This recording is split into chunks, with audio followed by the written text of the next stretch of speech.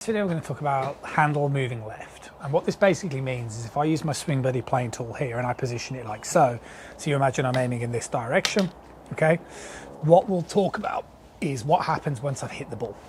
So if I get set up here, I swing back, I bring it down, and then what we're basically talking about is what happens from this position pre-impact to post-impact, and how does the handle go and continue to swing as I'm now demonstrating left, okay? What happens with a lot of golfers is the club shaft exits this way, too far above, and the misconception is lots of people think, well, once you get here, you need to do loads of rotation to drag it around, and that's just not the case. Let's talk a little bit about what does need to happen. So essentially, the first thing that needs to happen is, in the backswing position, is a movement which is known as external rotation, particularly that of my trail hand. And you can see the reason why it's important is because it moves the club to the side of my body. Now I'm only going to do halfway.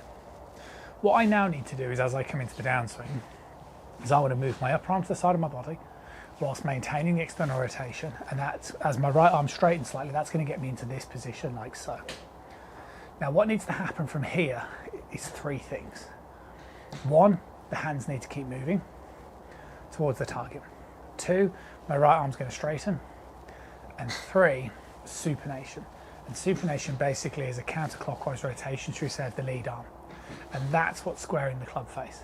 And when you put those three movements together, what it'll allow you to do is keep the club, square the club face, and keep the club moving on plane, like so. So if I do that from this side-on perspective now, and I do half a swing, I bring it down, you can see the way it comes perfectly down the plane line, and then from here, as I do those three movements, I keep my hands moving, straighten my right arm, and as I rotate it, you can see the way that then moves the club into this position. From there, you can continue with your arms, you can continue with your body, it doesn't matter, but that's the way that the club swings left.